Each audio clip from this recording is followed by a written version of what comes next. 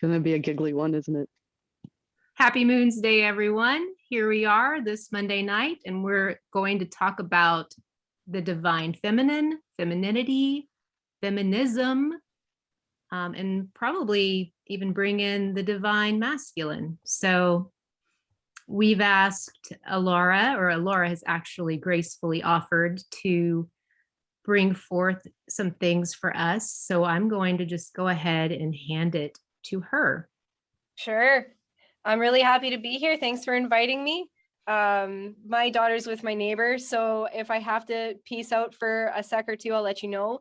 But I'm just happy that we committed to meeting at this time on this day, because it's kind of like you're learning to run a podcast and we're all learning to do these like mental workouts, right? So like you gave the project was going to be feminism versus the sacred feminine.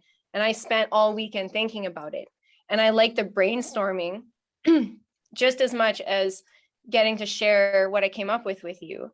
So I'm going to shoot out some points, but I want you to, or anyone in the circle, to interrupt me if you have, pardon me, something to add. Because, you know, it's stereotypically a masculine thing to interrupt, you know, as the circle of men talking, they'll talk over each other.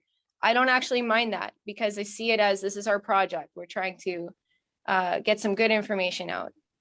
I think I made another list of stereotypical qualities about the feminine. You know, I was thinking to myself, what does it mean to be feminine? Mm-hmm. And I think that no matter what, you can't talk about the feminine without bringing in the sacred masculine, because masculine as a concept is like exists in contrast to the feminine.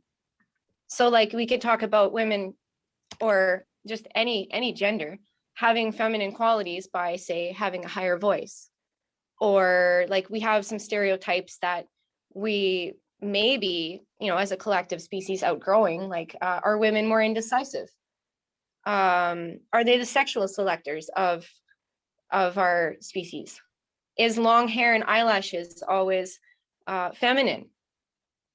You know, because I had to really think about this and process it, because I had to think about the function of eyelashes.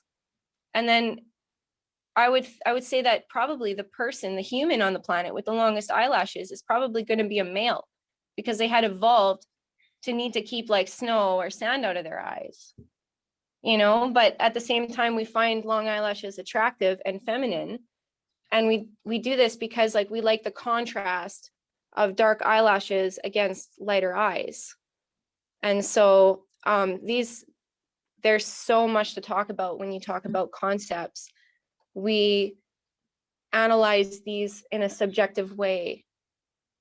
You know, I came up with some other ones like when we talk about the sacred feminine, we link it to the moon. So we also link it to like the feminine is more emotional, let's say. Okay, well, what does the moon have to do with emotions? The moon's not a mood ring. It's the same color all the time. And we could say that the feminine is unpredictable, except that the moon phases are completely predictable. So when I think about feminine, it's not the same as when I think about woman. When I think about woman, I think that the woman is different from a man because she has a womb. And feminine is a quality that men can possess as well. It's to varying degrees. And so people would accuse me of being a relativist, but that doesn't mean that I have a value judgment. And it doesn't mean that they might disagree with, well, anyway, value judgments should come after you think things through anyway. Mm-hmm. So, yeah. So in my mind, the sacred feminine is transarchetypal. This is a word I invented because I think that the concept of the feminine is a set of qualities that are more or less in flux and that need the concept of the masculine to exist, and that manifest differently depending on the group of people that you're talking about. And I think that our definitions are always changing because our data sets expand. So, and what I mean by transarchetypal is this: line up 20 different archetypes of female goddesses and try to distill them down to what they have in common. And you'll find it's not even the things that they have in common that make them like that we identify with. It's sometimes the things that make them different. You can put an Athena next to a Hera and an Artemis next to an Aphrodite. And not all of those are feminine archetypes or wives. You know, these examples enter our collective unconscious and we get to choose to identify with them or not. You know, are you more of a virgin huntress who self-segregates from men? Or are you so desired that the men around you forgive you for your tendency to commit infidelity? Both are feminine. If neither of those examples are allowed in your culture, you probably won't identify with either. Your sacred feminine might have aspects that your culture outgrew. And so how you internalize what the ideal qualities in a female are changes your perception of yourself and others. And archetypes. I appreciate what you're saying, but I guess I want to funnel it down to what would be a characteristic of the feminine that we couldn't deny, that would be universal. I don't know if I believe in universals. Okay. I don't know if I think, because like I said, for me, what distinguishes a woman from a man is they have a womb, and that up until now, we've experienced life differently because of that. Could we say receptivity? What's that? Could we say receptivity? Well, no, I don't think so. It doesn't uninclude men. It's not like we're trying to. You don't think so? Why not? No, because I don't think that it's fair to say that men are less receptive. Because because I see things that are happening emotionally in my family doesn't mean that the man in my family doesn't see it. It could be that he sees it and is choosing to ignore it. Or like I really could read emotions better. But I think that if you take a look at really intelligent men, that they're also going to be really intelligent when it comes to emotions and the emotional realm, and that they're correlated. They're not separate. I think that like I said, we get into stereotypical thinking. It's like almost a shortcut to thinking, and it's served us thus far. But like But we do still have two genders. We do still have two different biological systems for male and female. Okay, so I think if you take female is different from feminine. To me, I think like we can look at a biological root and then we can see what branches off of that. That's exactly where I was just going to ask you. Like I feel like it's important that to make the distinction. Are we talking about femininity from a cultural and social standpoint, or are we talking about the way that feminine energy moves as opposed to masculine energy? Okay, so I could say something like nature forms an XX or XY life form in a womb, and if the right amounts of sex hormones like estrogen or testosterone are added to said life form, they'll grow into a healthy adult male or female capable of reproduction. However, because humans put constraints on nature, which have to be taken into account when you're trying to distill qualities down so you can talk about them, you know, like we use culture to constrain and manage human reproduction. We've developed caste systems. We've come up with arranged marriages. So these actually shape what feminine manifests as. Like in my culture, I don't feel like there's a need for women to be necessarily more emotional, when there's actually just a need for people to be more intelligent and efficient with their energy than to just be fruitfully multiplying. Like I don't see women as just vessels. And we're sharing resources, and also what the job market is doing will affect, and that will even affect what we feel is feminine. Like I really don't think that. But if you are a female and you have a womb, which obviously you would if you're female, would you not have some urge that a male that would have an urge that a male wouldn't feel or quite understand? Or you're saying he would still understand it It just wouldn't be a biological connection. I guess what I'm trying to Yes. ask is, Yes, because, okay, so a great author can simulate a female in a book and make it believable to you. In fact, you could interact, let's just say you're a person cut off from the outside world and you're on the internet and you happen to run into 1,000 bots that are female. They're not real females, but you get an idea, you get like this stereotypical thinking of what a female is, you know, and then you go and you meet a real woman, you're going to have a bias no matter what. So I'm saying, like, we form biases from the things, from the stimulus that we intake. And so I think that it's just better to be honest about, oh, I have a bias and I know where it comes from now. I've analyzed it. I've seen that, like, this isn't necessarily only a woman thing. Like, there is relativity in feminism, in femininity, sorry. I'll talk about the big F word after. But like, feminine relative to what? Because I feel feminine relative to all other men. Like, I feel relative, sorry, to other men. I'm saying this completely wrong. There's no man out there who's more feminine than me. You'd have to try real hard. But when I'm with other women, I sometimes feel more masculine. I still don't feel like I'm losing my femininity, but maybe it's varying in degree because I'm with other women who don't have like feminine traits, like, and I can admit that I have a bias about that. Like, I grew up thinking that to be feminine was to be somebody who likes dresses and skirts and like long hair and nail polish and these things, right? But my femininity was constrained because my mom had rules for me. If I was going to be an independent, like, unsupervised child, that I don't leave the house wearing a dress or a skirt or wear makeup, because she thought that that would attract a certain kind of attention she didn't want me to draw to myself, you see? So she was protecting the female child by getting her to represent her femininity in a different way. And that was based on how she saw Predator. yeah, So I there's so much understand that goes into. But I'm wondering now, Alara, if you enjoy long hair and dresses, and if so, why? I enjoy long hair on everybody, but I think that it's not right for me to go around telling every man to grow his hair out, because after a certain age, men's hair starts to get thin, and it would be a blow to their self-esteem. They would think that I was questioning their masculinity. If I said, hey, why'd you cut your hair off? You just look so much more blah. Like, I don't like that. Like,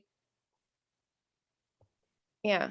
So I really appreciate the forward thinking, and what you're bringing forth is a lot. It reminds me very much of what my 17-year-old daughter talks about. And I mean, we've gone round and round about it because I always go back to the biological. I'm like, I don't know why I always had an urge to have children.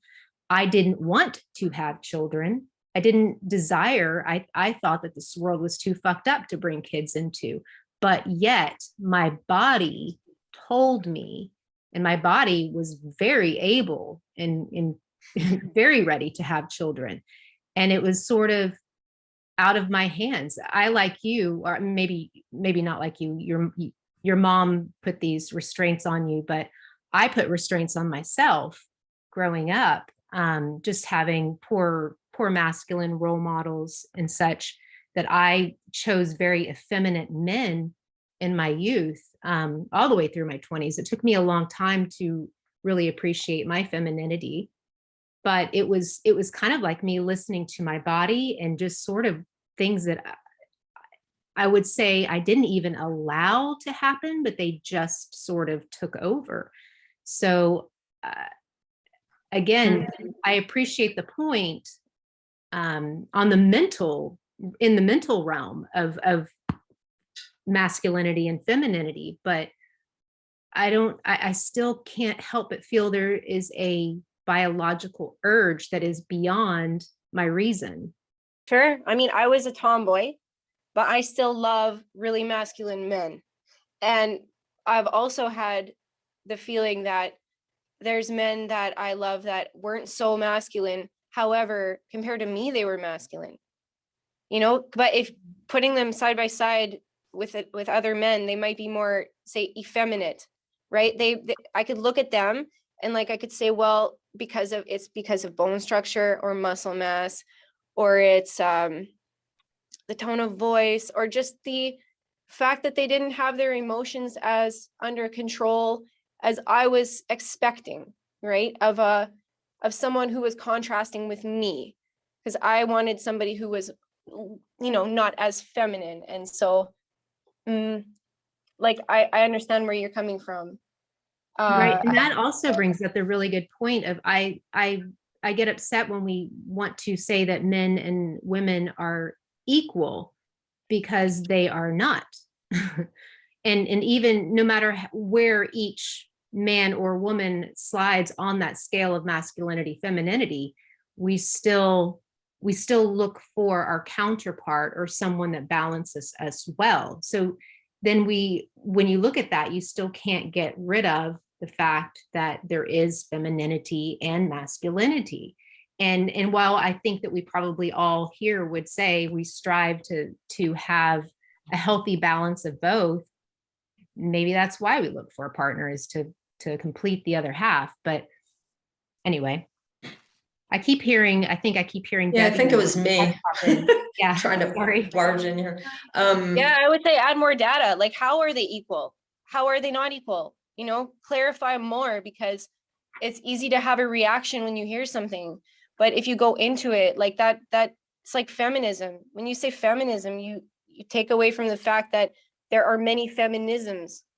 And But that the problem is linguistics. I mean, words are the Yeah. problem. Debbie, what did you have to say? Well, I first want to say that, I just assumed when I heard this topic that, yeah, it's something I know a lot about. I'm a female. And then once you start thinking about it,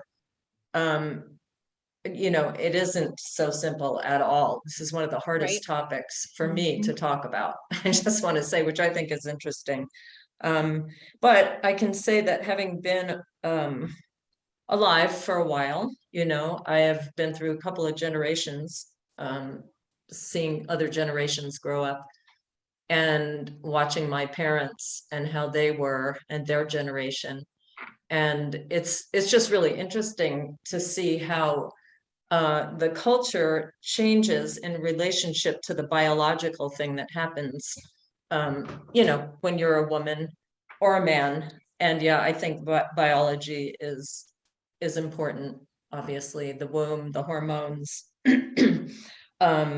So watching, like being grown up in the 50s, where feminine meant childbearing. It meant you were going to be at home nurturing and childbearing and being a good cook and being nice looking too at the same time, all of that. Yeah. And the man was going out there into the world that required more aggression and more I guess reason, or all the stereotypes that we associate with male and female.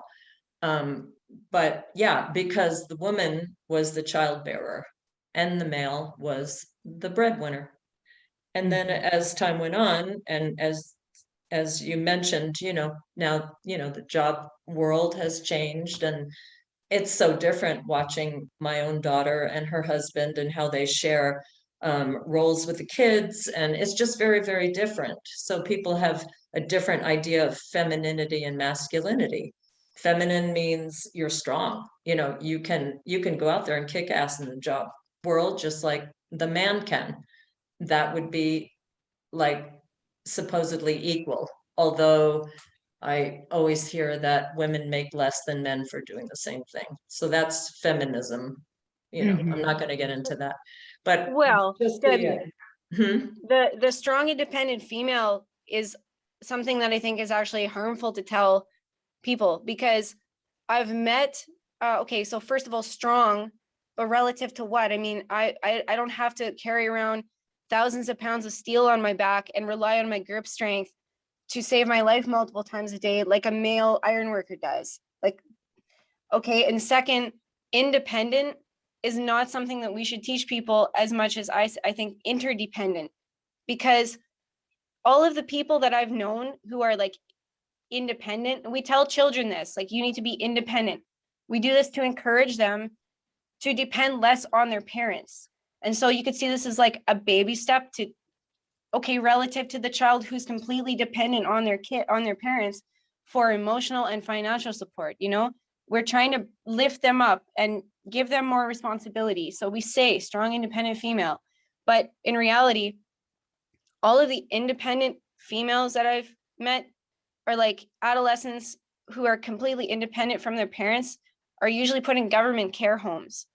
Like you can't exist independently. You need other people, you know? I I'm love actually the word living that life. interdependence. I love Yeah. that so much. I think Yeah. that's really I think those important. are good points. Thank you. I was just noticing the difference between the, you know, I don't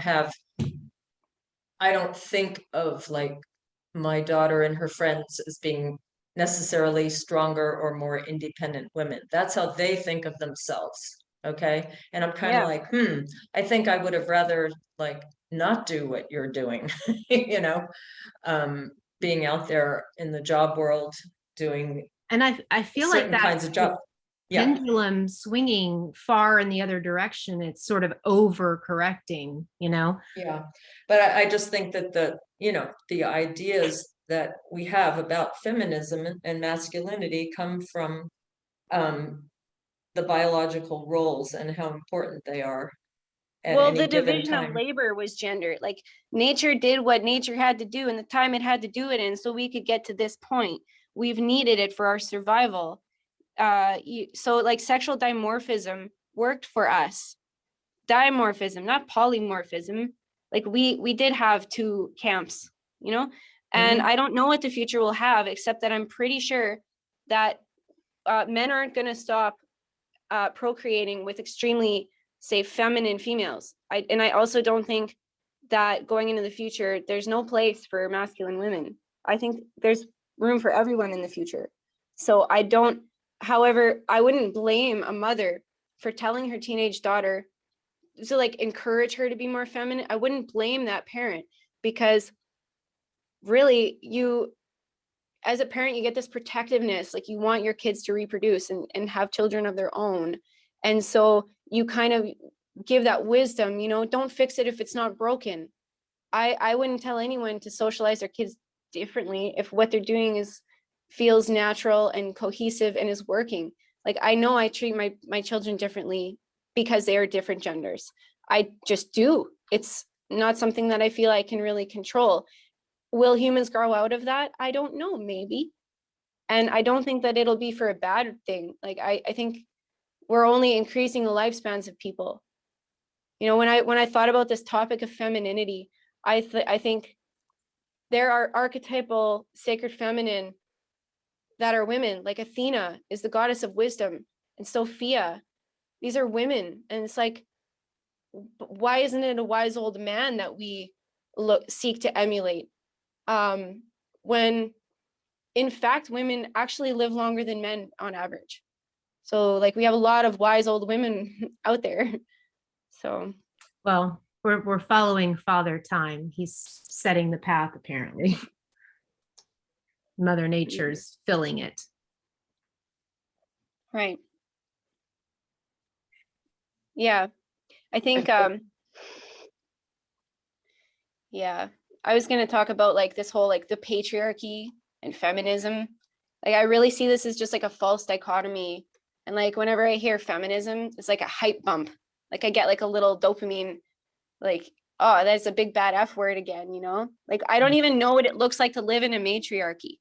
I don't understand what this fear of having a society run by women is, because my question would be, oh yeah, and like what are you gonna do? Put 100 women in a room and shut the door and see what they come up with? Like whose intellectual property are they using? You can't separate women from the reality that this world is built by both men and women. So you can't separate them from the inventions of men, and you can't separate them from the cultural constraints that women put on them. Like the fact that we have men walking around saying "excuse me" after they fart is testament that they still listen to their moms.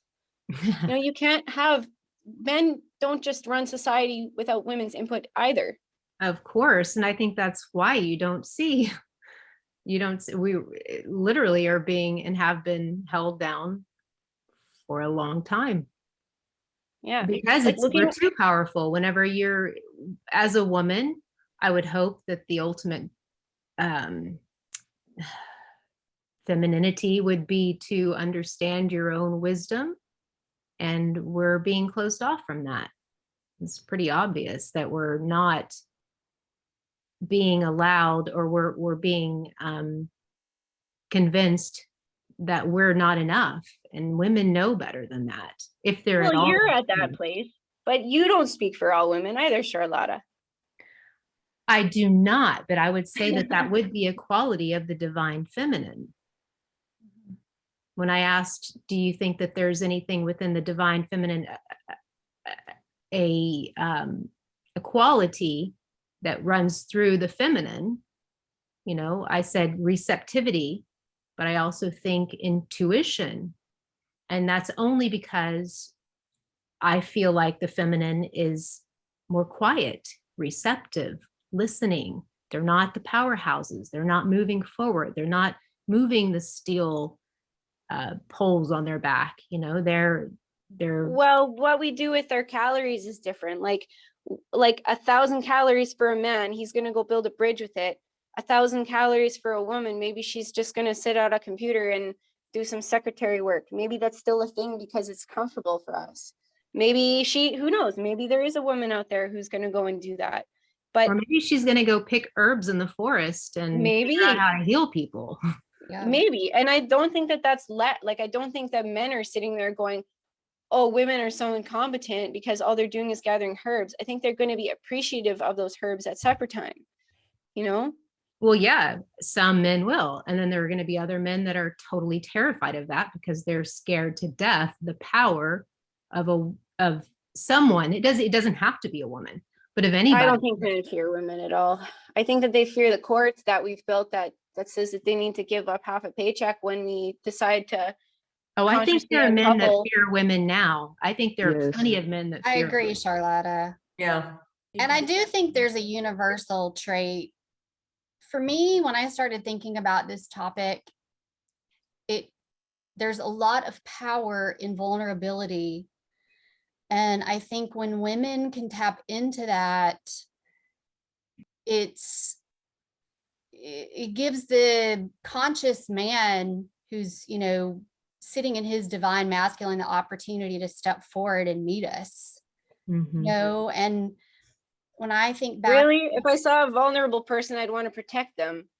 no, there's so much power in vulnerability because it's allowing this essence of our true, what we want, what we desire, what's part of our feminine nature to come through. And I say that because when I think about my life, I witnessed very submissive, you know, mother and grandmother, and I didn't have healthy male, you know, father figures. And so I became that super independent, I don't need anyone woman, and was really sitting too far in my masculine energy. You know, I had not explored who I was and the you know, my inner depths and womb as a woman. And I had to go into that and learn to integrate these different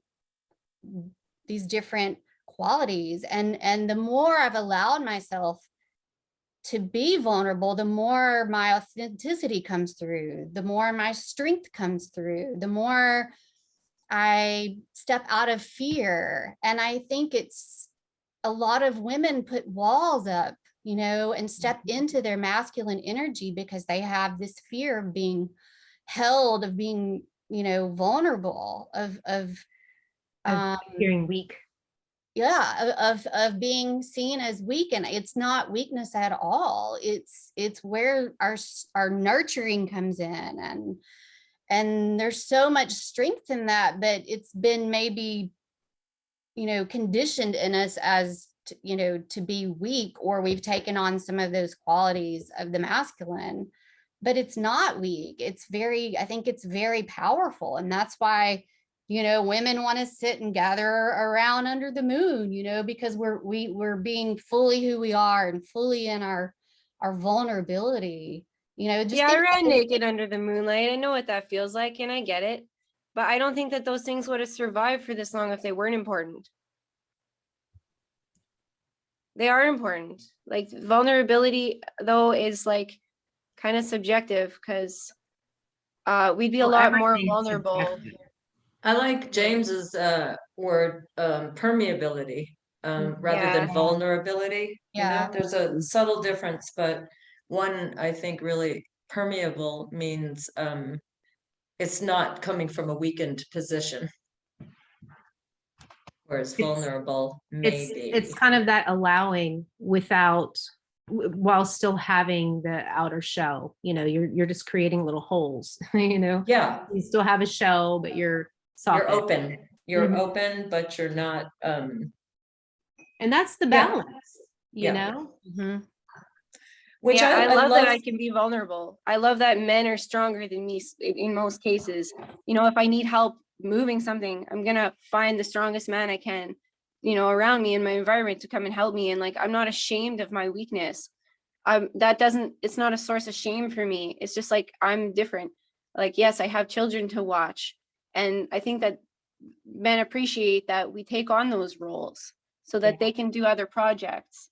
And this means we get good at our roles. And I don't really feel like upsetting those roles is beneficial for like everyone's family, you know? Like if it works, don't fix it, right? yeah. I think it's just being clear on what those roles are. And those roles, if you're clear within yourself, the role can look like anything. I mean, like you said, it's all subjective. So you as a female, you figure out what it is that you need and want, and that's going to vary from day to day or as you grow.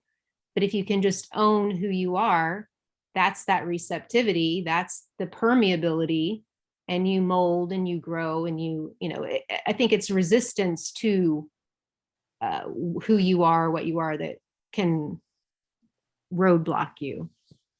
The reason why I'm so confident in my femininity is because I have such a good relationship with my father. Like he's someone who people would look at and be like, he's hyper masculine because he's a bodybuilder and because he spends like hours in the gym, and they'd be like, maybe draw false conclusions about this like toxic masculinity thing.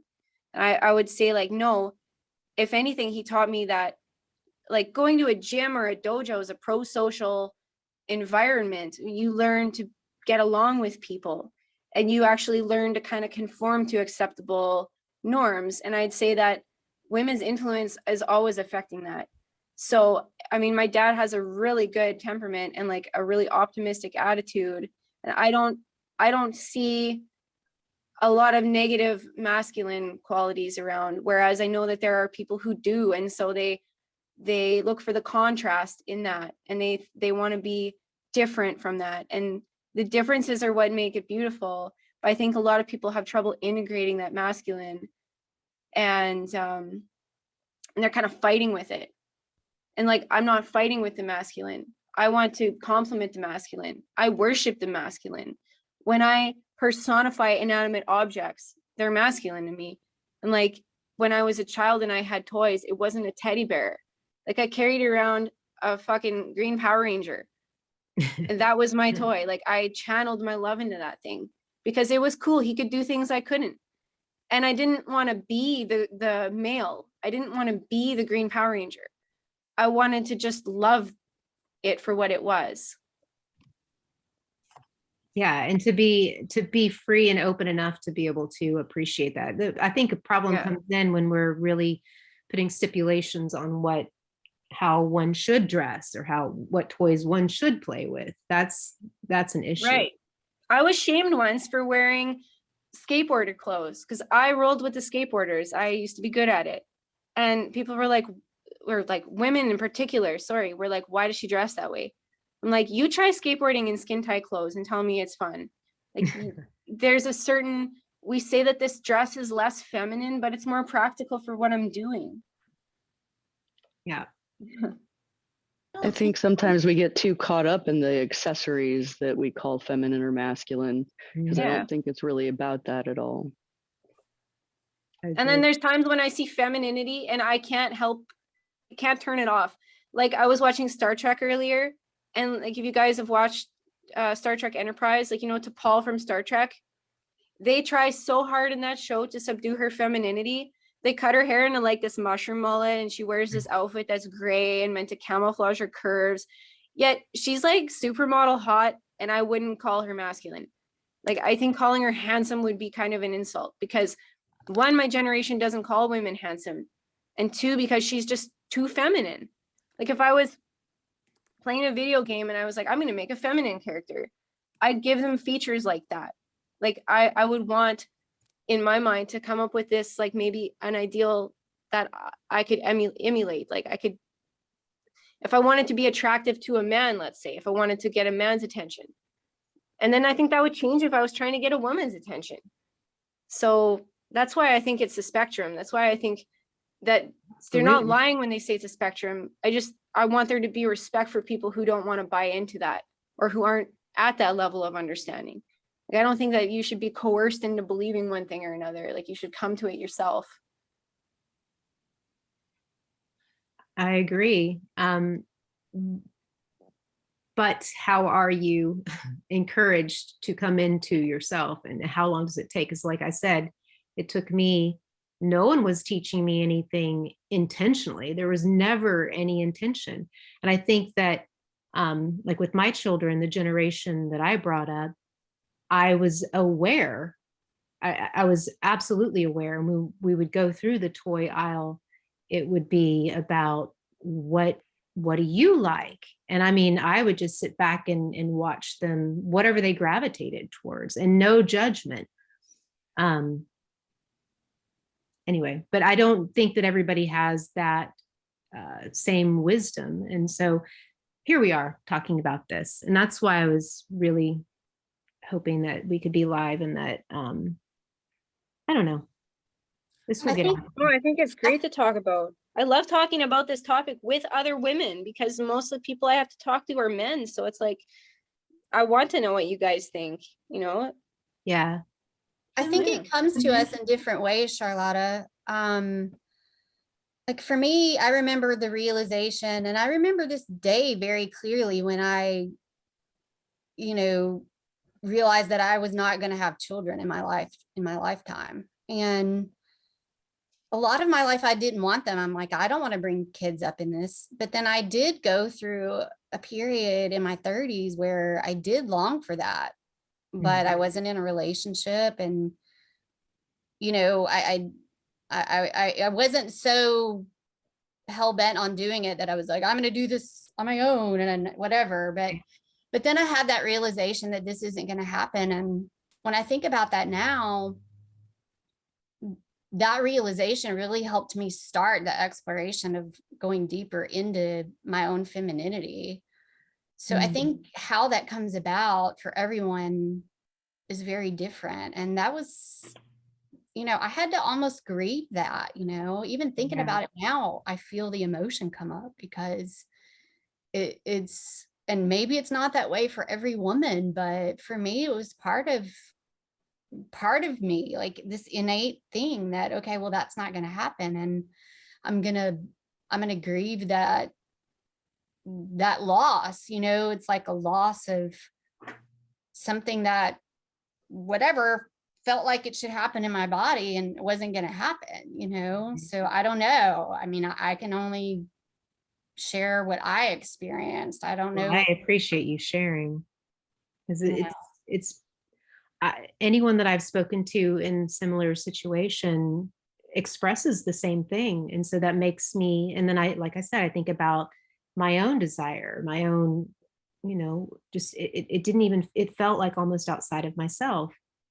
So that's why what is it's like an unexplainable feeling, and I remember being overcome with it, you know, and then I had to, you know, step fully into myself and not make a stupid decision on, you know, just getting pregnant or whatever. You know, I remember going through all of those thoughts of how to interact with myself within that emotion and that desire that was coming up at the time. Yeah. Are you saying you can't have children? Sorry I just wanted to clarify. Well, I mean, I'm going to be 47 this year, so it's probably not going to happen. Angela, I thought you were in your late 30s. Yeah. Seriously, I really did. That's amazing.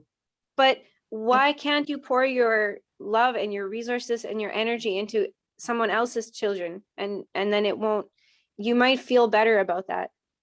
Well, I mean, I've processed that now, and I'm good. I'm glad it didn't work out that way. But even at the time, I mean, that's an interesting question.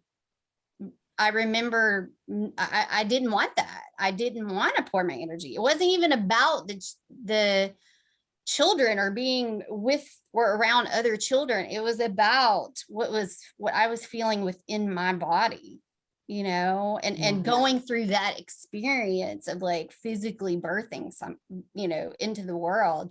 So it wasn't, you know, once I kind of grieved that process and went through all of that, I never wanted to adopt or go down any other path. I made complete peace with it. But that was part of my journey into really finding my deeper femininity and working with that energy that I was feeling. And I don't think a lot of women talk about it. Honestly, I don't even think I've ever had that conversation with another woman, you know? Wow. I look forward to a day when like technology just makes it possible for any woman who wants to have a child. Can she just have one? It like going through the birthing process is special for us. I get that. But some people will want to have progeny and they won't ever go through that. It's like people who have a C-section. Okay, they're missing out on something, but can we celebrate the fact that they still had a child? Like, I think that that's great. And I think men have similar feelings about having kids. I'm glad I had a C-section. Yeah. But I'm glad you did too. You didn't die. Right. But I didn't know who I was until I was a mom. And then when I had a child, I knew, and it was a great feeling because I never, I was always, you know, working hard, but like I never wanted a career. That wasn't me. And so I didn't know what I wanted. So when I became a mom, I was like, okay, this feels good. This is what I know who I am in this role. And I think where that goes with femininity, I can't say that word, is that it's always changing. It could possibly be like water, like it can quickly get hot or cold or tranquil or rough kind of emotionally. And it's always changing. And the masculine energy to me seems a bit more focused. But like with the feminine, that's like liminal space. It's like liminal space where things are birthed. Yeah. And I don't, you were talking about a matriarchal society. And I think something that maybe people have an idea about is that would mean that women are essentially like men in some role. And I think that's not at all what it's about. I think it's about allowing a space where women are really in touch with something that maybe men are not, whereas men are in touch with something women are not. But if you see what I mean, and it's a little bit more, holistic and connecting, if you know what I mean, Expansive. Expansive instead of instinctual. And I feel like, okay, first I just want to say my husband is wonderful. I would have this feeling no matter what, as it turns out. It's like, what I think is maybe something wrong with the world is like women should like have total sovereignty of their household and beyond. And they like are the kind of directive, and men are still doing their man thing with being action oriented and in charge or whatever, you know what I mean? Mm-hmm. I don't want to be in charge of anybody. I just want to be nobody in charge of me, you know? I feel that. Yeah. He So wants your realm. your I own want, I realm. want my realm, Debbie. Exactly right. I really think feminine energy at its best is flowing. Flowing, yes. Like a river. And that's There's why just we been can so never many pick where times to where, eat. sorry. And that's for what, Chris? I That's missed why that. that's why we can never pick where to go to eat, because we don't really care. We would rather Oh, wait a minute. Then I am way masculine when it comes to food. I can go both It's in like that way. saying it's good to be a passenger, but then there's some women who love to drive, you know? Oh, I'm joking with the stereotype. Yeah, It's I know. I get the feeling you wear. It's all good. Oh, I was gonna, so we always think about the moon and water, right? But there's something else that recently has come up for me in the past few months is like minerals and crystals and like dirt and caves and stuff like that. And that's also feminine. Mhm. And I don't know, something Capricorn about that energy. Doesn't seem like I would automatically guess that's masculine, but it's in fact feminine. And the minerals and the very smallest part of a thing, that would mean something internal. And that's what women are in touch with, something inside. Mm. Man, there's a man out there though who's like a rock expert, and he's so in touch with crystals and minerals, and he's going like, but look at me, like this. I that's why I don't connect with that.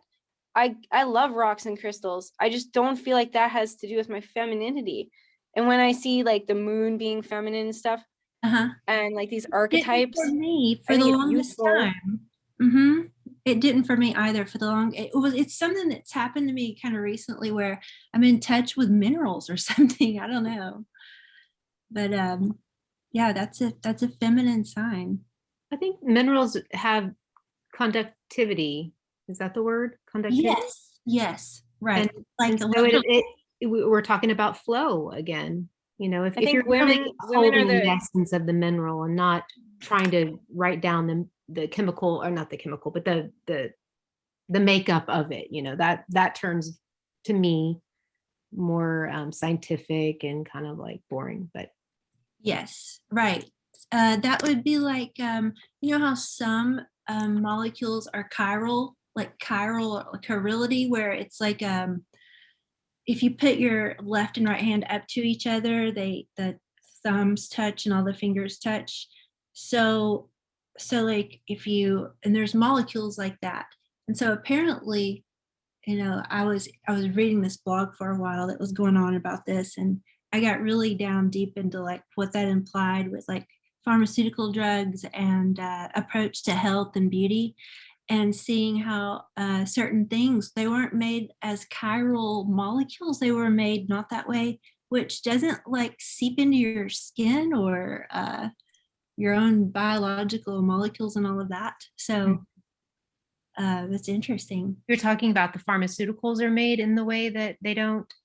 I'm talking about like, so the blog, I can give you the link because of course I'm not super scientific, but the premise is that you're gonna be more like, for example, somebody you mentioned going out to get herbs, right?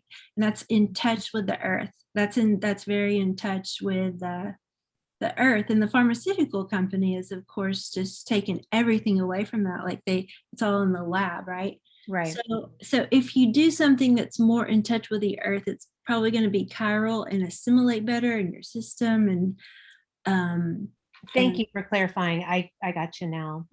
and so yeah, so just the whole basis, and going from like the what's it called, that book called Book of Signatures, to like the health codex or whatever, if you see what I mean. Have you ever looked up the chirality as like a physics property? It's a physics property, and it's also something, interestingly enough, the way the Bible was written, it was written in something called chiastic form, which an example of that would be like JFK saying, ask not what your country can do for you, but what you can do for your country. Like you say something and then you repeat it in a mirrored way. And if you like Google that for the Bible, it's like the whole thing was written in this, say it this way, and then work back to saying it in a mirror way. And it, to me, that like implies a spell, like a spell big time, you know? Cool. That reminds me of kairos, which is an ancient Greek word meaning the right critical or opportune moment. It's like divine timing. Uh-huh. So wait, But yeah, it brings to mind handedness when you talk about chirality. it reminds you of what now? Handedness. Like Yeah, yes, like this rule by the right hand. Sure. Yeah, that's why I like all of these concepts. You can just go into like layers of metaphor if you want to and just connect with them. You know, you're enriching your femininity when you do that, really. Right. Yeah, but that's the thing, is that like the women are you know, that's when you get into the patriarch stuff and you start to question what is the basis of this, because it's so overboard. You know, it's almost like I'm going to say something and then I'm going to speak for the feminine half also, if you see what I mean. Yeah. Yeah, because like, you know, in a river that meanders, so like a river, a new river, like a young river could like start having a flow from its source, and then there's going to be some little critter, in other words, Mother Nature, some little critter is going to dig a little space in the river on one side, and when the river does this, it starts to have a force that will hit that side so much that it'll mimic it on the other side, and that's how a river meanders. I feel like the dance between masculine and feminine is kind of like that. It is, except that often the feminine is spoken for because of the control, you know, the survival mode control of the feminine. I guess so. I've always been allowed to say what I want to say.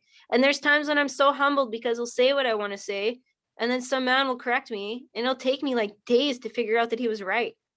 Well, I think it's better to, like, for me, it works like this. The less I say, it's what I don't say. And then it's like, aren't you going to say something? And it's like, well, sure, I'd love to. And so that's the only time I can get an ear, if you see what I mean.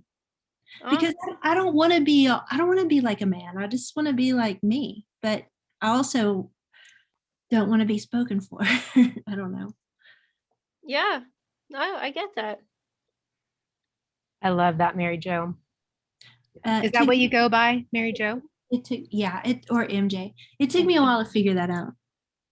Like, yeah, most of my life. I feel like I'm coming into that.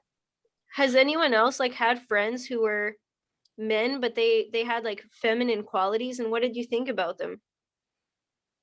My husband talks a lot more than I do, and he is a very friendly and talkative person. And like usually I think traditional views of that is like the women is more the talker, you know, like kind of just talky, you know. But he is almost everybody is more like that than me somehow. But that's also not okay, because it's also a protective measure for me, you know. Yeah. I like when men get talkative. I do too. I like to hear their thoughts. I feel like they talk all the time. Yeah.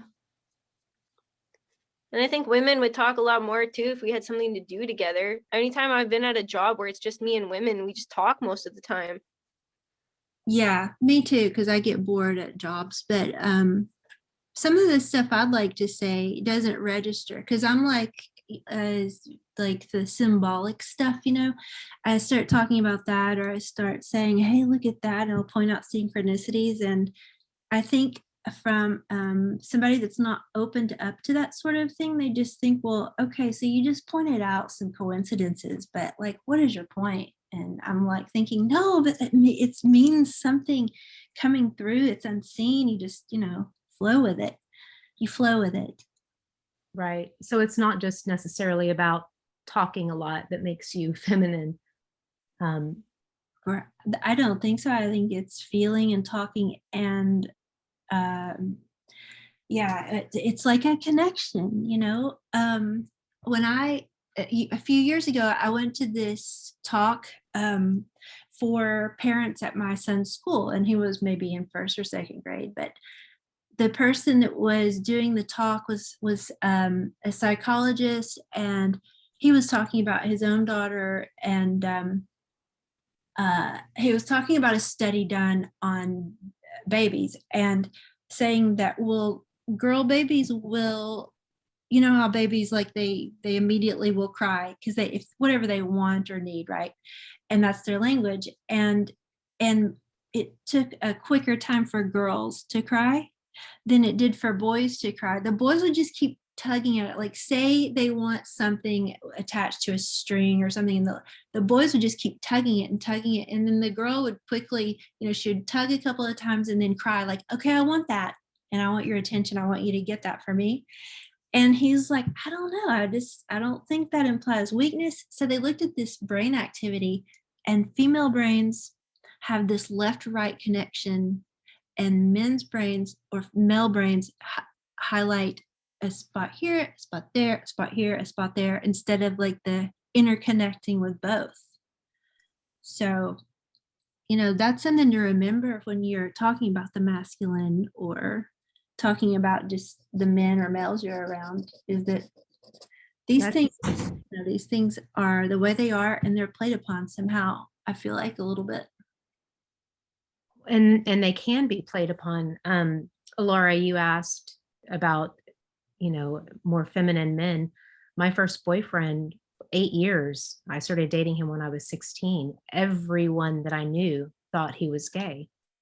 And he was extremely effeminate. And if you were to meet him, you would immediately think that. But he had such depth of emotion and understanding. And that was what I was attracted to. It was like, wow. That's interesting. The masculine, you know, like for me, a man who was so in touch was just absolutely beautiful. But to relate to the brain, I do think that it can be, the brain can be adjusted, if you will, as you grow. He had 4 older sisters. Oh. And his father died when he was 2. And so it was just his mother and sisters. And so he just was, I mean, if you want to say programmed, in a sense, he was. And but not on it made him an absolutely beautiful person. It sounds like it. Yeah. Yeah. That's interesting. Yeah, I had a boss at a job who was a gay man, and he taught us how to do sales without it being soul crushing work. Like, I really appreciated him. And I mean, if you were to just look at him, the only thing that made him different from other men was that he was better groomed. And I really had a hard time like judging him. There was a point where I had converted to Islam, and I came to work like wearing a hijab. And like we had this understanding that like I was going to come up with some ideas that were completely incompatible with his existence, and I was going to work through them, and he was going to work through me working through them. And it's like, that's why I think about this a lot, because like maybe he had some more feminine qualities, but he was still so much more masculine. Like, he had a full beard on his face. And so I don't think that I don't know. I think that this is a really complex topic, and that there's so much to go through. Like, I've got a book published by Arctos Media called Smart and Sexy, written by Roderick Kane. And it's Smart and Sexy. The XY at the end is, you know, the XY chromosome. Okay. And there's all kinds of topics here. Intelligence and personality are genetically determined characteristics is one chapter. Evolution of the X chromosome. You know, gender disparities in the frequency of mental retardation imply a significant contribution of the X chromosome to brain function. You want to go look at that and read about that. And learning about this changes how you feel about it. So I'm not just going inside to see how I feel about this. I'm actually considering the research that, you know, that's been put out there. And some of it has been censored, which is why I had to get a book from Arctos Media, you know. Like, I had to go find something that's stereotypically right wing to look at this. And not everyone's going to go down there. Some people are going to get stuck in a left-hand path, and then they're going to get sucked into this, you know, feminism. And then they're going to go on that journey and find out what it has to say. And So I just, Well, the I would biology say is a, it has nothing really to do then with gender, how you get information. It's, are you in touch with yourself, and are you willing to look outside of yourself as well? And it's Yeah. really that simple of a balance. Like, and and the compassion is incredibly important. That's Absolutely. great. You can have your own opinions of things, and you can study as much as you want and gain as much information as you care to gather. But at the end of the day, are you going to just sit back and look at your own judgments of other people and go, why did I do that? Don't even necessarily need to read a book to figure that out. It's just like, why did I do that? Well, I had some programming, or it made me uncomfortable. Why did it make me uncomfortable? And you just start kind of going down that rabbit hole of your own rather than someone else's. That makes me think of like the Carl Jung principles of anima and animus, because I can tell you 100% that I had what was called animus possession, whereas I I had and this, I feel like this has a lot to do with like Black Moon Lilith placement in your natal chart, which is going to be not an actual object in your chart. It's going to be like a void in your chart, and it's going to be something that you like Long for? like a somewhat of a really shadow part of yourself, you know. Mhm.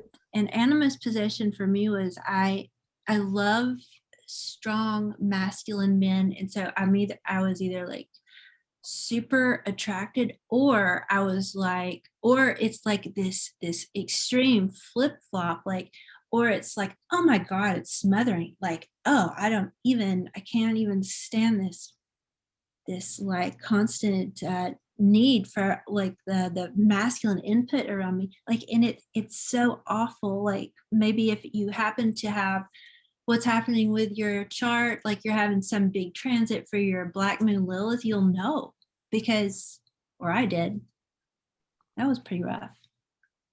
That's fascinating. It's fascinating. So it's like integration. I think that's what you were saying, integration. Mhm. You know, if you say, you feel a certain way about something happening, and maybe it's something you don't like, or if you're like thinking you're being greedy about something, or you think you're being judgy about other women, or just whatever it is that you think, I don't really like that feeling I get, then you say, well, okay, I felt that.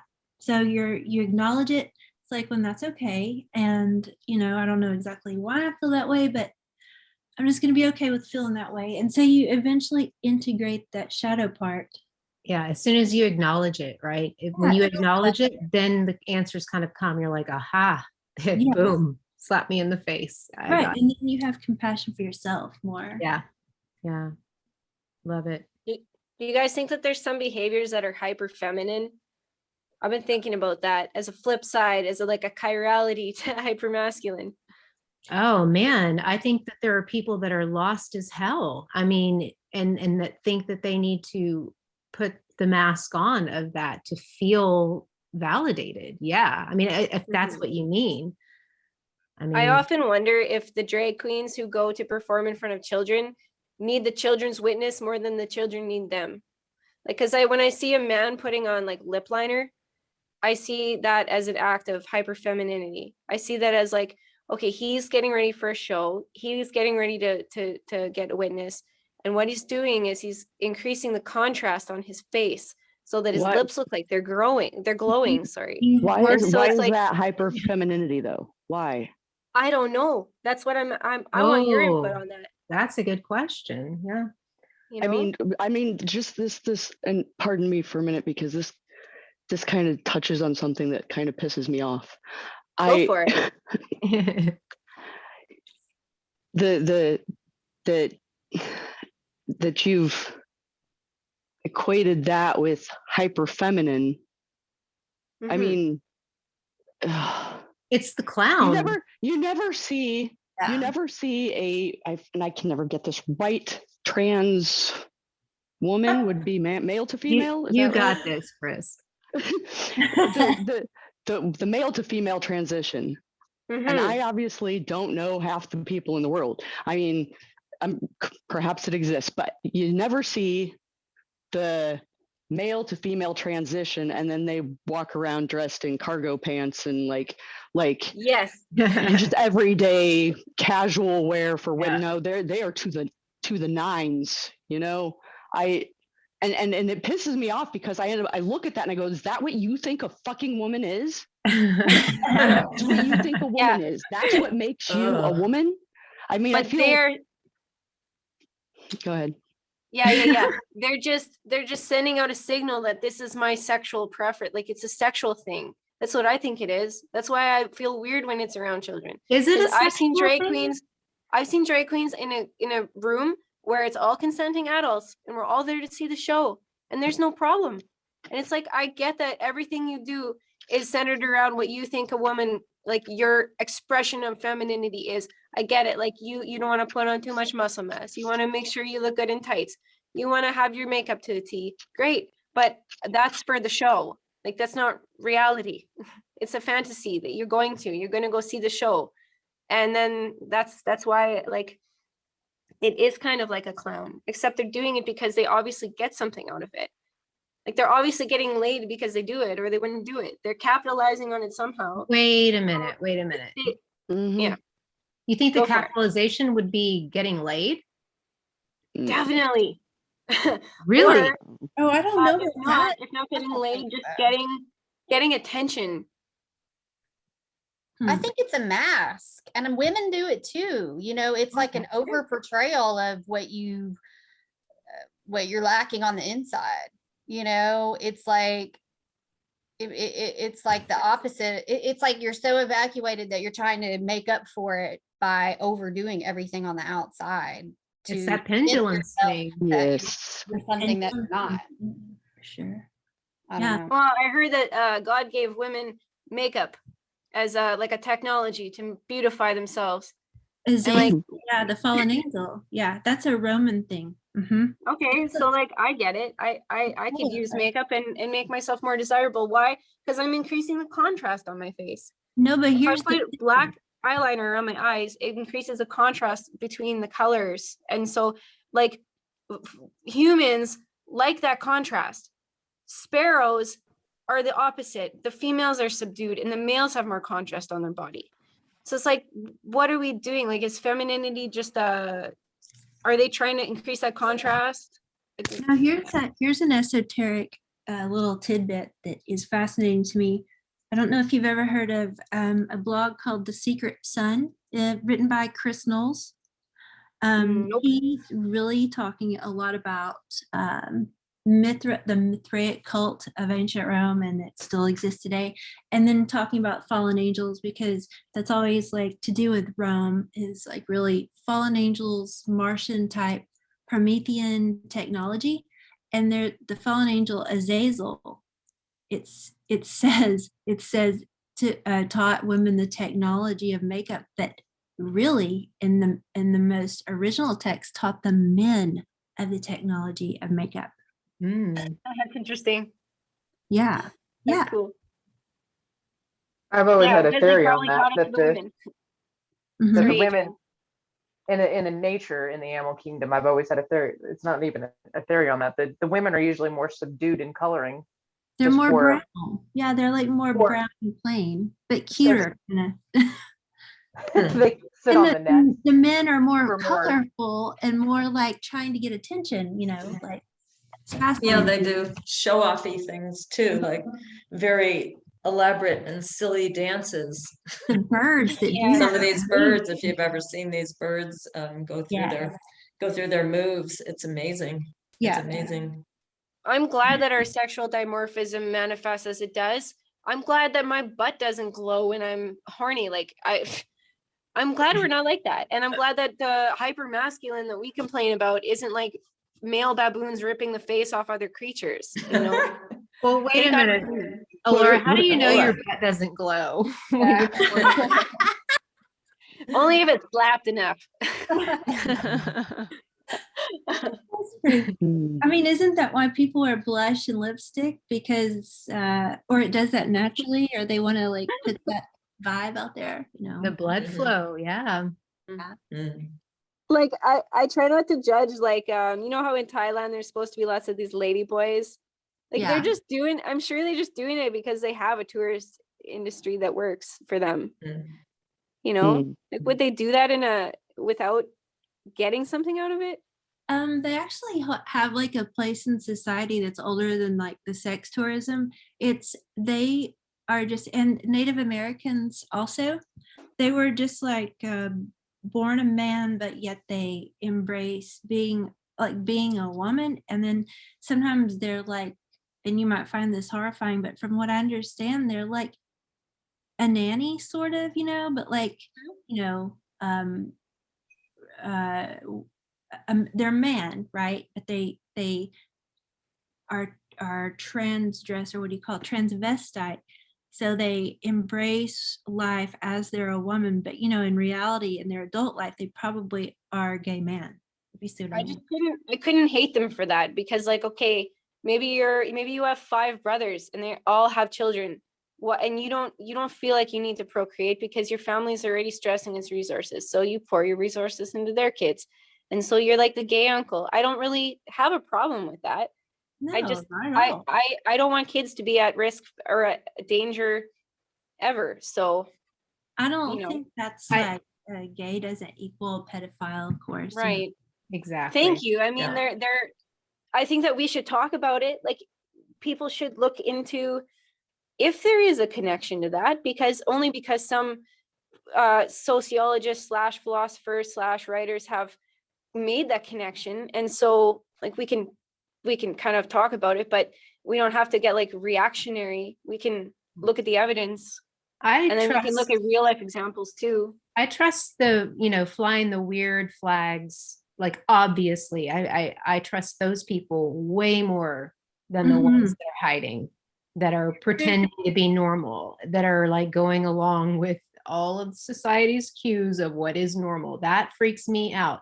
Hey, you want to go fly the freak flag? Do it. I actually really respect that and trust that more, because I know that I can come up to you and have a conversation with you and ask you, dude, what's this about? And be like, and they're open. It's open. It's beautiful. I love it. I can't wait to see how transhumanists troll the world when you got like an uploaded male consciousness into a female body, and then you're really two-spirit because you got someone's soul inside you. Like, what's gonna happen then? I think femininity just wants to be intimate. It's intimacy and sort of expecting a mirror, They don't pick up a doll and pull its head off like a little boy might. They pick up a doll and they humanize it, and hold it like a baby. I don't know. I've seen that a lot, and it's really stereotypical. It's really freaking true. I've seen it, and yeah, and now, well, I see then the little girls will learn that stuff from them. That's what I've seen. Yeah. One time I went to a friend's house and I was really, really, really young, and there was this toy whale just hanging out, and I looked around and I was like, this house is so dirty. Like, I can't let this poor toy exist in this environment. And I stole that toy because I empathize with that toy so Right. much. Like, Yeah. maybe that was just my inner nurturing. I don't think you can underestimate the role of hormones, testosterone and estrogen.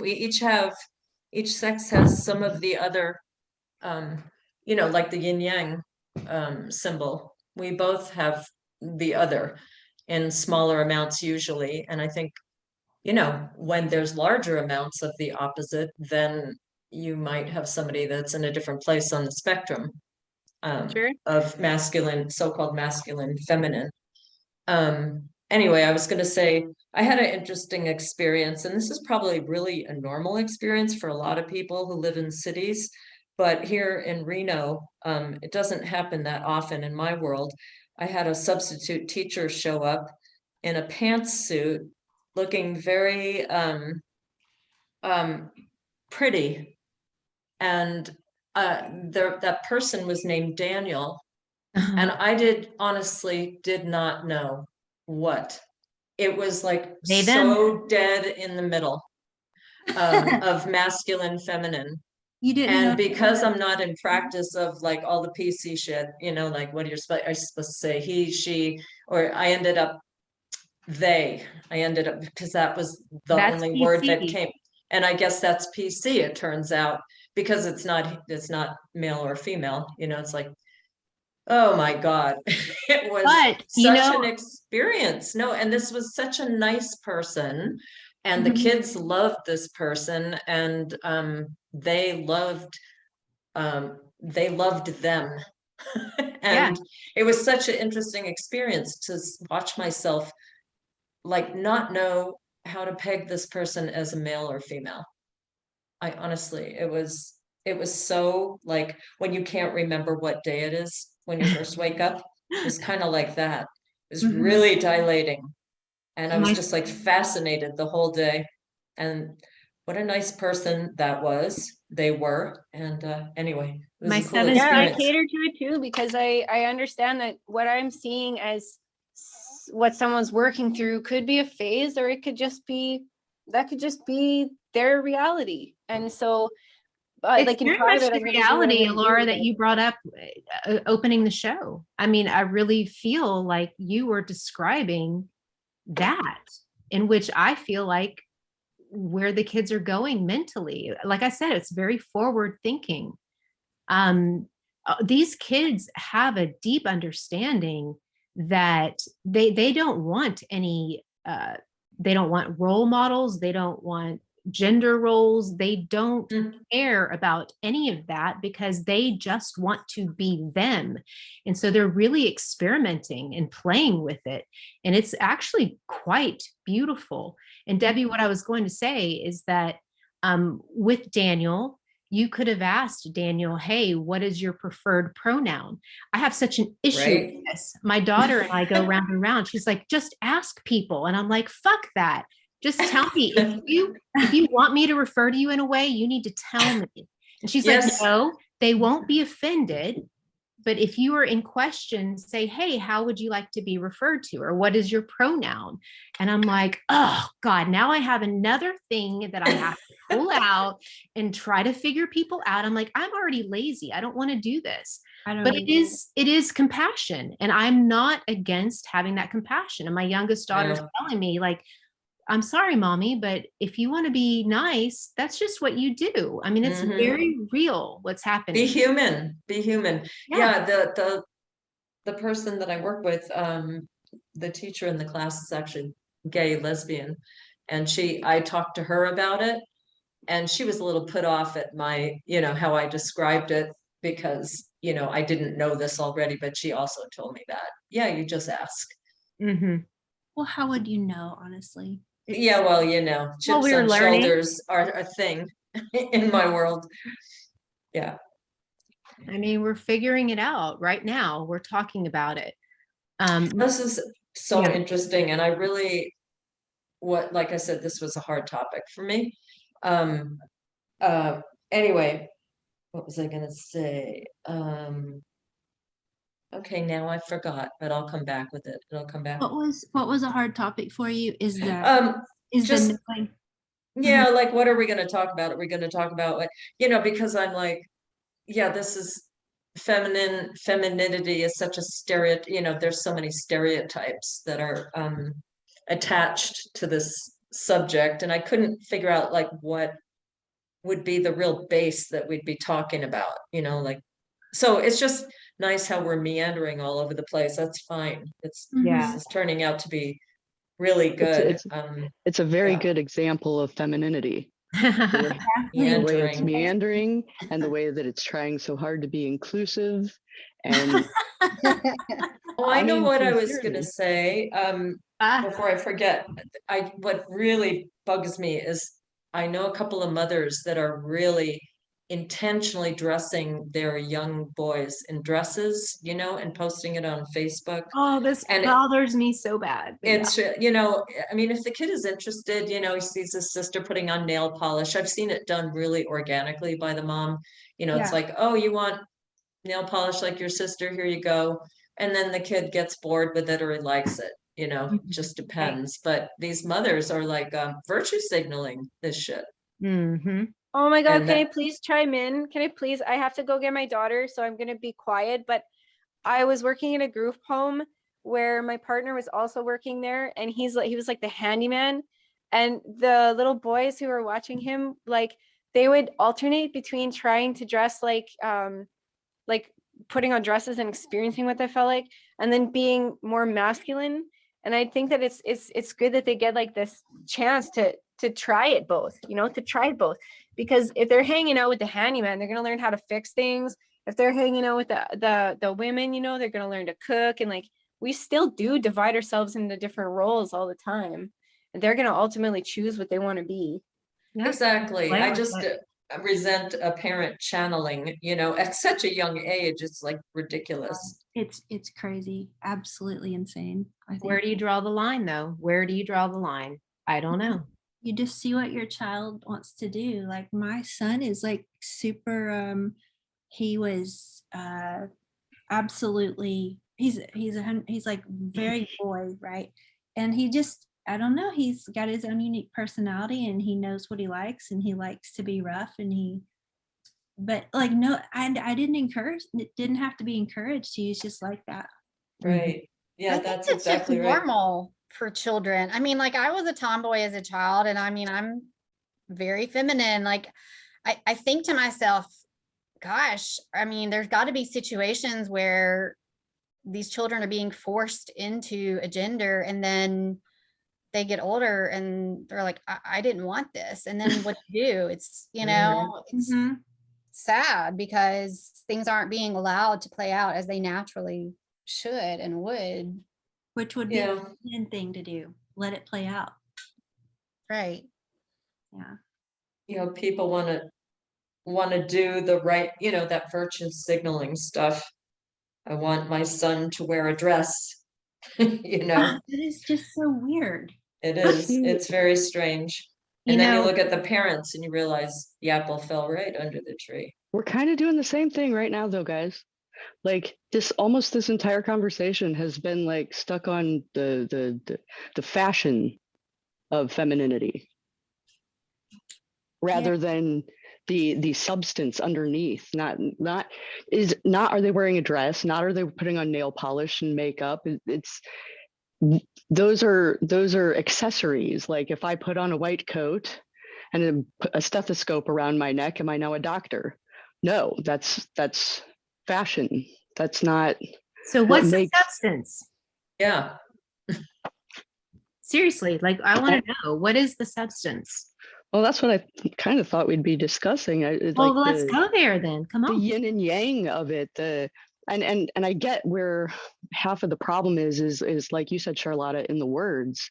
But in order to have a conversation, we have to use words. And I know a lot of people have a problem with feminine or masculine as a like that whole dichotomy, as they say. But the fact is, you can't have left unless there's such a thing as right. You can't have up unless there's such a thing as down. And so there is everything in between also exists. But is the top half of my body more important than the lower half of my body? Like it all goes together in a beautiful way that I feel like and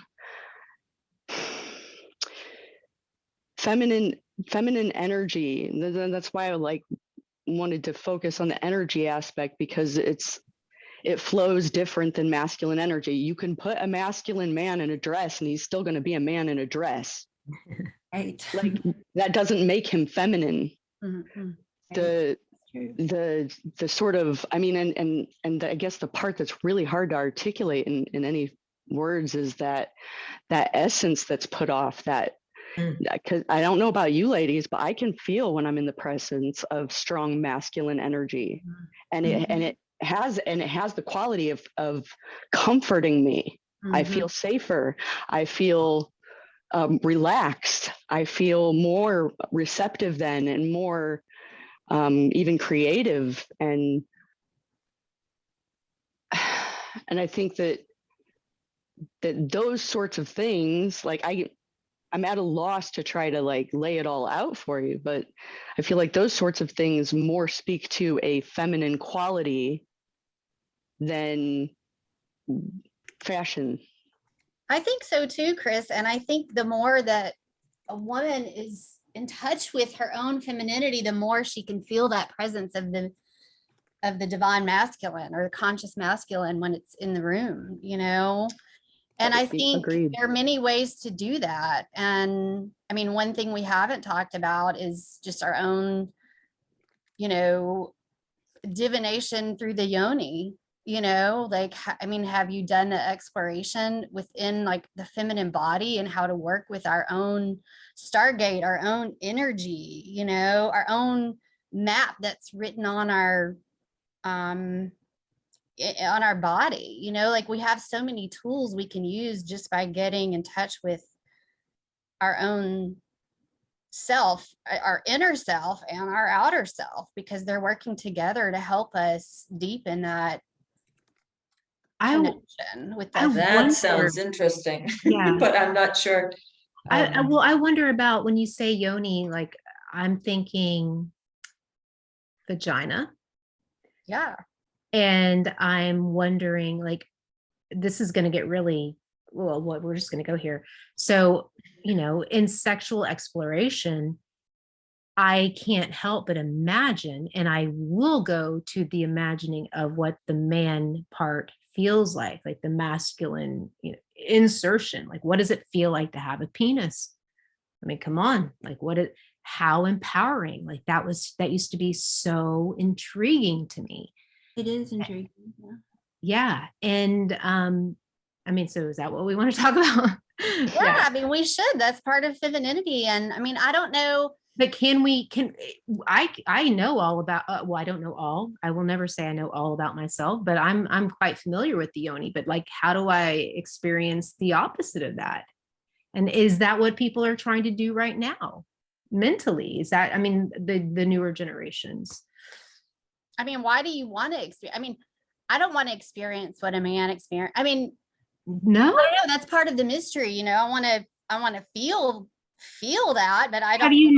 Have you never been curious about that? I have. I mean, I have. Yeah, for sure. Yeah.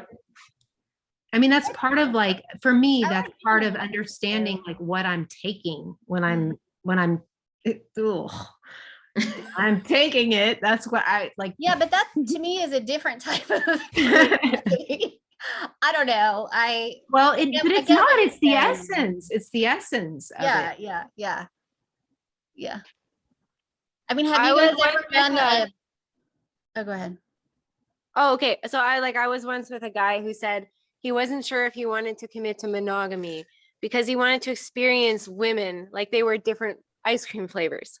And at Ugh. first that offended me, right? Because I was like jealous about that. And I see this like a jealousy as a spoiling of what could be like an appreciation, like a veneration, because like I can kind of see where he's coming from now. I think women are great. Like there's all different kinds of women. And so if I have perfect empathy, I'm going to be able to love that man while he's like experiencing women in different ways. And that's kind of fucked up to some people. They can't get around that. I have Like- a hard time with it. Yeah, like I feel like I've transcended jealousy. That doesn't mean that I put that on others. So I think Yeah. feelings come and go, you know.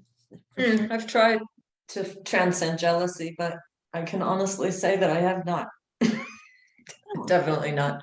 I don't think I have either. I think that it puts up barriers between us women. It's like so I'm supposed to be jealous of my man's ex. Why? Because she's like am I competing with her? Like obviously not anymore, but even if I think that way, like if I listen to him tell me why he loved her, I can kind of get into his head and be like, oh, I see that. If I see her from your perspective, she is kind of cool, you know? Like I think that if we would the most feminine thing we could really do is to be more loving and tolerant with each other. Well, that's fine. Oh, we try. That's But, different. but than- if he's still thinking about her or still wanting that or still pursuing that, then it's like, go have it. Like, I Right. can have empathy. I can be like, yeah, oh wow, I can totally see why you were so attracted to her. And I mean, I might even go in my mind's eye, like of how it felt for him and understand his love and admiration. I can do all that. But the idea of if he's with me physically and he's still thinking about that or dwelling on that, that's a problem. Like I even tried for a half a second. What is it? Polyamory. I was like, oh, fuck, no, I cannot do this. This is, anyway, I also believe that could be perhaps a problem of mine. Like, I don't want to be jealous, but that's difficult. I I think have there a are Yeah, different different types problem of than jealousy. Sure. Yeah. Pardon? What'd you say, Angela? I was just saying, I think that there are different applications for that and how that can play out, because I agree with what Charlotta was saying, but then also I think the more we have self-love and self-fullness, the more we can appreciate other women without having that jealousy within how other women treat each other sometimes, you know, and You we know can- what I think it is we're sharing resources because a man is getting the resources and then we have to divide it up. And it's like, you're going to make points for why you should get more than the other woman. That's what I worry about. Ew. And furthermore, when I put myself in my man's head, if I really am being honest, if I really empathize with what it would feel like to have like a sexual experience with a woman, I might just get turned on. And then I'm lying to myself if I'm like, oh, I'm supposed to be jealous. I'm not allowed to feel turned on by that. I think these feelings are about being in survival mode and some kind of collective trauma, you know, Mhm. like I think maybe there's a memory deep down somewhere where we were in a perfect place and now we're not in that place, and these feelings happen and they just do. well, and there's an Yeah. art to learning how to channel that energy in a way that's in alignment with who you are and what you want, what you desire, and Mhm. with yourself and with a partner, you know. Yeah, I that's think it's good to explore, Yeah. if you have, rather than deny impulses that you have, not to say that once you're married and you've got a family, I'm not talking about that, but I mean, along the way, as you're growing, if you feel that something is taboo and, you deny yourself, it just gets stronger. So I think it's good to explore these things. And then a lot of times, at least with myself, I found out, no, I didn't really want that after all. It was just that it was taboo and it had a lot of buried energy in it. So Mhm. after a You while, you wanted can to figure find that out. But yeah. I liked Chris's idea of trying to get back to the essential, male, female, what are those? I mean, is it wordless? They're just different energies and we can't put qualities to them because that would be stereotypical, or But what? it's expanding. It's expanding. We're learning all the time what that is. And it might be that when we live to 120, we will have such a more full experience of what femininity and masculinity are because we have done it for longer. We won't even need to use those words. We won't even need to talk about it. That's when Yeah. we're there. Paula. That sounds horrible. That sounds horrible. I mean, But the thing is that you will if you want to, right? There'll be everything in the future. Like I said, But you I could feel be like we can do that now. I mean, sure. Yeah. I mean, I don't know. I feel like those experiences are already happening where you're having those energy exchanges without words, or I don't know, at least in my life, I feel like I feel that and experience that. There's someone right now out there LARPing as a 50s housewife. I guarantee it. What does Yeah. LARP mean again? That I mean- sounds fun to me, actually. I could go with that for a minute. 50s housewife. Mhm. Yeah. There's What about Serial Mom? I have Remember an Kathleen apron. Turner. I bought an apron so I could be sexy when I cook. I got one of those. Well, there you go. You're doing it. When I met that person when I met Daniel, I was unable to put any words to the energies, and they were both there, and that was that's why that experience was memorable for me. I liked it. I liked the fact that I couldn't tag it in any I direction. like So it it was too. all You there. want to grow. That's amazing. What's But that? that makes it neither feminine nor masculine then. Yeah, or both. Just Yeah, both no, were it's just there. kind of They were really both there. high and low pitch sine wave. It's just really quick. It's just a quick vibration of it all. I think that's pretty cool. I like it. You know why you liked it too? It was I can't, novel. I don't like that. I mean, I'm not saying the thought that I had that made me say I don't like that is the idea of us all being fucking androgynous. Like, I'm not gonna lie, as a female, I enjoy penetration. And in order to have that, I mean, sorry if that's crass, but I'm just saying, No, like, I I feel appreciate like that when we take it down to the fundamental, like where it's most obvious would be in that department. Like man penetrates a woman. You have that passive, not passive, I don't like the word passive, but that receptive quality in the feminine, and the penetrating quality in the man. Like, I feel like those. But go ahead. Sorry. No, go ahead. So what happens, Chris, after, you talk about like, no, don't put it in. Oh no, we shouldn't do this, blah, blah, blah. And he puts it in. And then it's like, okay, cherry's birth. Until next time, babe. I mean, what I'm saying. Sorry. What's the question? That always happens, right? Wait, That's the what? way it always goes. I missed that. I couldn't understand what you're saying. What happens when? Oh gosh, MJ, I'm poking fun at the fact that I do. Oh wait, I'll try and not personalize this. Too late. Penetration is fun, but it's Yes. the working up to it that's enjoyable. And once you get there and it's done, and then it's not even really about that anymore. It was more about the God, there's a great word for it that I'm at a loss because I'm kind of embarrassed, but It's really about the anticipation. the dance. Yeah, The, well, yeah. Yes. Yeah. Yeah, Chris. Thank you. That's much better. The dance. This is gonna go viral, this conversation. The If anyone dance. gets any Like, idea what happened in the last, what is it, 15 minutes? a Anyway. marathon is fun like that. Like one time we went hiking and it was it looked fine, but it just started raining and we were soaking wet, and something about like getting home and taking off the wet clothes and getting into warm clothes, and that just led into this all night fuck session. And I don't know, it was like the best ever, like you just, yeah, so the orgasm, but then you might have an orgasm again later. I don't know.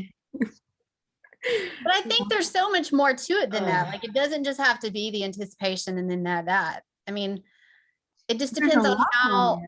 it depends on how creative you are and how in touch Okay.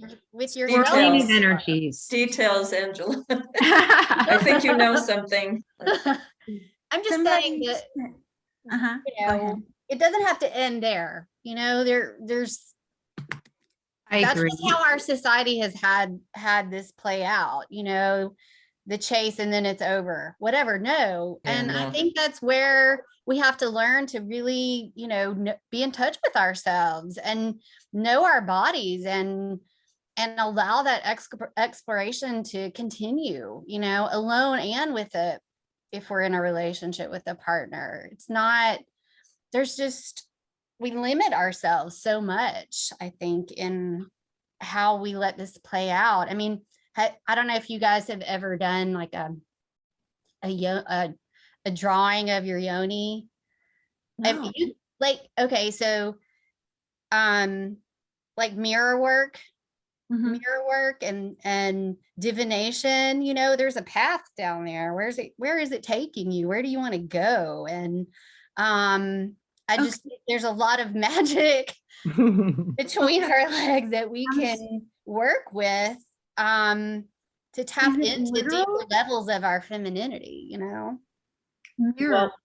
I knew you knew something there. I actually, and I didn't mean to disrespect Chris, and I'm sorry if it came across that way, Chris, but I think, Angela, what you're talking about is kind of what Chris is saying, like the respect of that moment of letting something into an energy, the loved one, whatever, into your stargate, your absolute most precious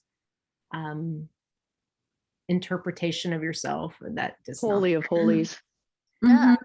Yeah. And you can do this with intention and manifestation and flow and love and you know, there's power in that. You know, there's integration of the whole of life in that, and it's beautiful. And I just think we, in this rush of life, we forget to stop and cherish this power that we have, and this honoring of this magic that we have available to us through our sexuality and Beautiful. our femininity. Agreed. Beautiful. Beautiful. I think we should tell females too that it's okay to be aware that it is a chase. That sometimes you will be with a man who he just wanted to get into your pants, and after that, he's not going to feel the same. Well, No, that's a reality that happens. You know, I've had men be honest enough to tell me that like once they slept with you, it changed, and so that prolonging the game was maybe the beneficial move. Well, I'm not arguing that you should let everyone penetrate you. I'm not saying that at all. I'm just saying that that there's a very distinct difference between masculine and feminine. Mm-hmm. Laura, I'm going to ask you a blunt question, and Sure. it's going to come across judgmental perhaps, and it is judgmental, but how old are you? And it gives you 32. that, sorry? 32. Okay. Because as I get older, nobody's getting into this box. This is locked. I mean, unless it is the very special one of the, hopefully, like at least a decade. I don't know. I can't put a number on it, but it's going to be real. And I'm not saying that, you know, I wasn't handing out the key in the past, but that key is sacred and it's close to my heart. It is my heart. It is my heart. Charlotta, That's it's like beautiful. it's no longer a key. It's now requires a certain magic to open Yeah, it. absolutely. Mm-hmm. It's beautiful. And there's, you know, there's some men who just they feel like they have to have sex so they can get up and do what they have to do that day, you know, and they have to drain some of that testosterone and emotion out. And so like, I'll have sex sometimes when I don't even feel like having sex because it's a benefit to the person who's like Well, basically taking care of me. I know, but And that's that- your beloved, Mm. right? I mean, that's That's your my Good point. beloved, sure. And but I mean, Yeah. there's some women who give it up because they need a roof over their heads too. There are people out there like that, and it's like I don't really want to make them feel bad, but they're I'm doing not what trying they to have make to for anybody feel survival. bad Yeah, about that. I know you're not. I know you're not, and I know no one is. I don't think that we're that crude, right? So Well, I Right. mean, crude, whatever. I'm not saying that I haven't been down that path. I've done many shameful things, but I'm just saying that now, I mean, I'm almost 50. I'm not passing it out. And I don't even remember exactly what you said that made me bring that up, but it was important for me. It was just a sign of age. Like, I feel like as I've gotten older, I've just gotten so much more. And I would never say that you're not wise or anything like that, but I have gotten wiser. I've gotten more, I've appreciated myself and my body so much more. And I'm really proud of that. I'm really proud of that. I'm happy. Anyway. I agree, Charlotta. I think it changes as we get older, you know, just like someone was talking earlier about the guy sowing his wild oats and wanting to try lots of ice cream flavors. I mean, women do that too. I mean, you Yeah. go through these phases and you make mistakes and you learn who you are. And you know, as a single woman who's about, you know, almost 47 years old, it changes. It does change. I totally understand where you're coming from, Charlotta. Yeah. Mm-hmm. It continues to there's some change. women who are married. Oh, sorry for Oh, interrupting you. I was just gonna say, it continues to change into your 70 years. Yeah. It's completely different when hormones simmer down, then you really have a different view of everything. It's like the dust settles. I can't explain it, but it's pretty cool, actually, Yeah. Mhm. to be not driven by hormones. I mean, I I agree. was pretty driven by hormones, I would say, when in my, I don't know what you call those years, but many years. I think So everybody is. Hormones rule the world somehow, or it feels like. I come back to the biology a lot because of that, Mhm. you know, Mhm. and whether it's the sexual, act biology, the penetration and all that, or the hormones or the womb. So that's my base when I think about this subject. Yeah.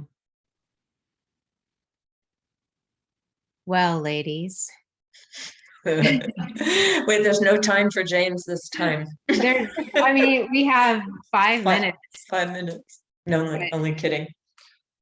I want to say before we go off on any other tangent, I really want to promote people to come to the dojo and join James's Patreon page. I think it's important.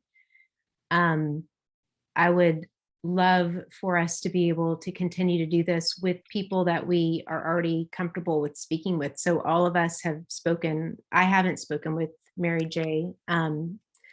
So it was very nice to hear you, and I really appreciate what So you enjoyed it. It's wonderful, and it's nice to be here. Thank you. James, is there anything you want to say before we go? I just wanted to say that because I didn't want to lose it. He's No, out. I really enjoyed I really enjoyed the talk. I just had a few minor points, but I think they were covered even better than if I would have said it. So thank you. This has been great. I wish I could have streamed it. I'm so sorry about that. I'm looking forward to sharing it though. So great job. You. All right, ladies. Well, I probably tried to cut it short early because I wanted to make sure that we didn't go over. Does anybody have any final words? This was a lot of fun. It was a lot of It was fun. fun and interesting. And like I said, I was a little daunted by the subject to begin with for some reason, I guess because I hadn't put a lot of this into words. So it was nice doing that with you all. It Hmm. was. Speedy Lee, Cass, are you there with us? Yeah. I don't know your voice well enough to hear or to know if you spoke in, and I'm sorry if I missed you. No, it's fine. I'm much like Debbie, where this is not a topic that's necessarily in my wheelhouse. I did enjoy listening and processing everything though. Cool. Thanks for being here. Yeah, thank you. All right, ladies. Well, I think we should wrap things up. And I want y'all to remember to please, in our MoonCast group, whether it's Facebook or Telegram, make sure to give forth any topic ideas that you have. And for everyone that's listening, please go check out James on his Patreon page, join the dojo. I would love for this group that we do, if we could very gently call each other out or compassionately call each other out. I love speaking with you ladies and how we can speak our mind in the moment, and everybody kind of just very lovingly says, yes, please go for it. Or yeah, note taken. And it's a beautiful thing. And I think that's what we all should strive to do. And be patient with each other and hear each other's viewpoints, because that's how we should be going out into the world with everyone that we speak to. So if we can practice here safely, it's awesome. And I, again, thank you all. James, thank you so much for this space. And I love you all. Love to you too, Charlotta. Thank you so much. Thank you. Good night, everybody. Good Good night. Night, everyone. Good night. Night.